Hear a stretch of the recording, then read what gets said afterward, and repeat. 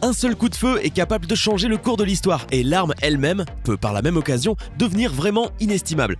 Aujourd'hui, vous le verrez par vous-même. Nous parlerons des compagnons du populaire duo de gangsters Bonnie and Clyde. Nous explorerons le Far West et découvrirons aussi le prix des pistolets fabriqués à partir d'une précieuse météorite vieille de 4 millions d'années. Nous finirons ensuite avec une arme littéralement inestimable. Voici les 10 armes à feu les plus coûteuses et les plus célèbres de tous les temps. Avant de commencer, voici les heureux gagnants du mois de décembre qui choisiront entre des cartes Google Play, iTunes et PlayStation Network. Félicitations à tous ceux qui ont gagné. Et si vous voulez participer au jeu du mois de janvier, n'oubliez pas que vous pouvez gagner au choix des cartes Google Play ou des codes PlayStation Networks et iTunes. C'est vous qui décidez. Tout ce que vous avez à faire pour participer, c'est d'être abonné à la chaîne. N'hésitez pas non plus à liker la vidéo et à activer la cloche des notifications.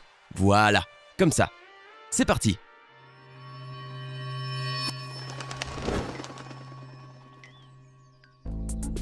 Le Winchester modèle 1886. Lors de la guerre civile aux États-Unis, deux soldats se sont liés d'amitié. Ce conflit terminé, l'un continua sa carrière militaire tandis que l'autre rejoignit les rangs du fabricant d'armes Winchester. Le premier, Lawton, fut chargé de traquer au travers tout le pays le célèbre chef Geronimo.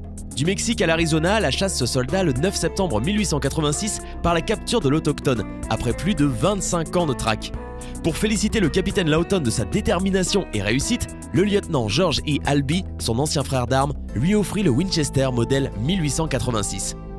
En avril 2016, le Winchester modèle 1886 a été adjugé à 1 265 000 $ lors d'une vente aux enchères. Selon les documents et différents certificats qui accompagnent l'arme, le Winchester modèle 1886 porte le numéro de série 1. Il est le premier fusil de cette gamme à être sorti des usines du fabricant américain. L'arme a réussi à passer les décennies dans un état toujours proche du neuf, elle représente un véritable pan de l'histoire américaine.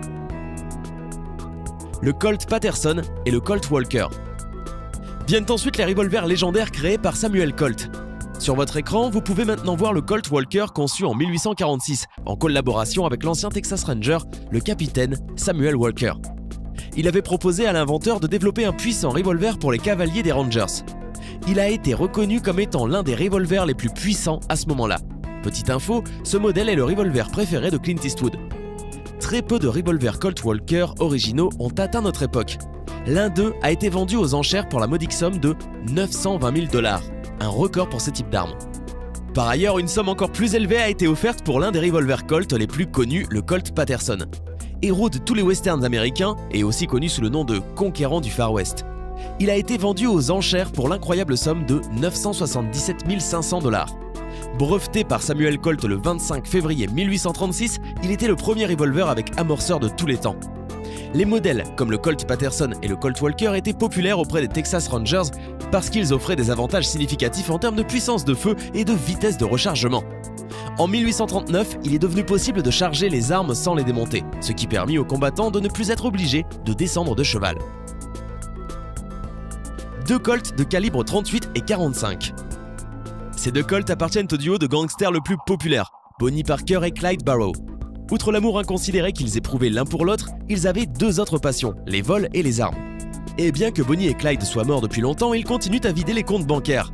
En effet, lors d'une vente aux enchères, un soumissionnaire anonyme a payé $1 demi-million pour les deux armes que portait le couple tristement célèbre de gangsters lorsque la police leur a tiré dessus. Les Colts de Bonnie, de calibre 38 et le calibre 45 de Clyde. Ces deux bijoux ont marqué le coup par l'offre la plus élevée faite lors de la vente aux enchères à Nashua, dans l'état du New Hampshire. Ils ont été vendus pour 504 000 $. Le pistolet qui tua Abraham Lincoln.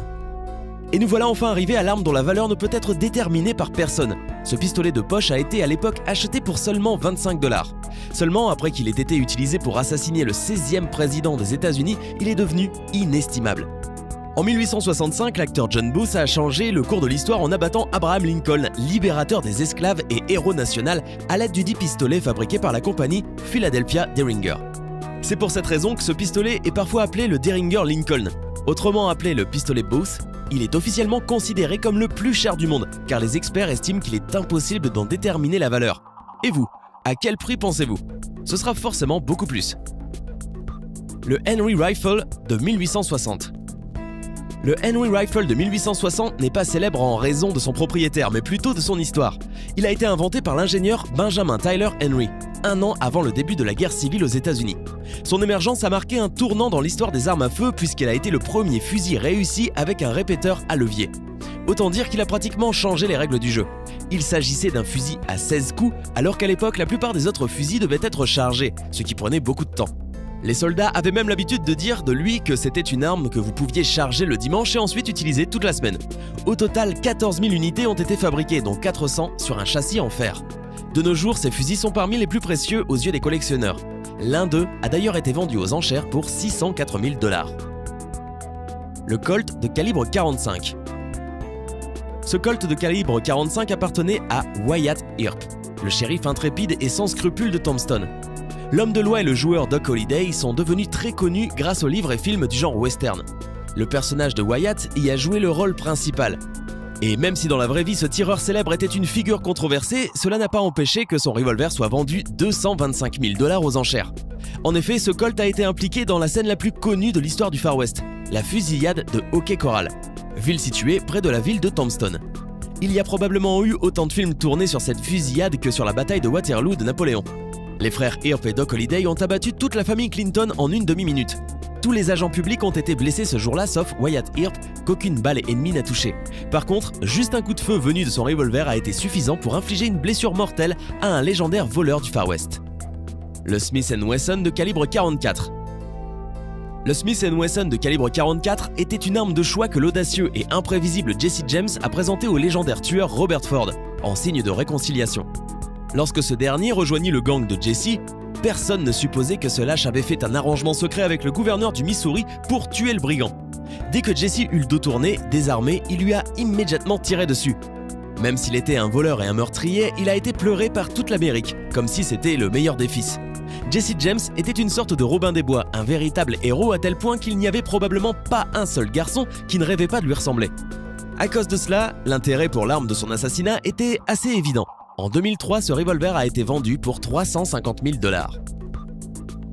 Un fusil à 2 canons. Ce fusil à 2 canons appartenait à Theodore Roosevelt et est le saint graal pour tous les collectionneurs. On sait que le 26e président des États-Unis adorait la chasse. Peu de temps après la fin de son mandat, il partit avec son fusil pour une expédition en Afrique. En 13 mois, plusieurs milliers d'animaux ont été tués avec cette arme, y compris des éléphants et des rhinocéros blancs. D'ailleurs, leurs effigies sont encore conservées dans certains musées américains. En 2010, l'arme a été vendue aux enchères pour 862 000 $. Et une petite anecdote au passage. Roosevelt, qui avait survécu à une tentative d'assassinat, a porté une balle dans son corps jusqu'à la fin de sa vie.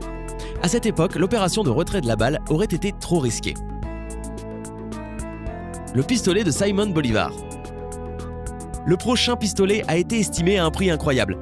Il appartenait à l'une des figures les plus importantes de l'histoire du monde, Simon Bolivar. Ce dernier, considéré comme le père de l'Amérique latine, a été le fer de lance de la lutte pour l'indépendance du Venezuela, de la Colombie, de l'Équateur, du Panama et de la Bolivie. 2 pistolets uniques l'ont suivi à travers ces tribulations et ont été façonnés par l'un des fabricants d'armes les plus célèbres du 19e siècle, Nicolas Noël Butzer, l'armurier officiel de Napoléon Bonaparte. Cette paire de pistolets avec un ours à silex, qui porte certainement encore des traces de sang de vice-roi espagnol, ont été vendus en 2004 à une vente aux enchères pour 1 687 500 $. Les pistolets de cavalier. Les enchères ont été conclues à près de 2 millions de $ pour ces pistolets de cavalier de l'époque de la lutte révolutionnaire pour l'indépendance des États américains. L'un de leurs propriétaires était le 7e président des États-Unis, Andrew Jackson, mais le premier propriétaire a été bien entendu George Washington.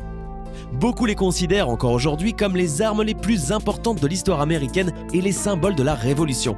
Actuellement, ils peuvent être vus dans un musée de Pennsylvanie. Le pistolet Big Bang.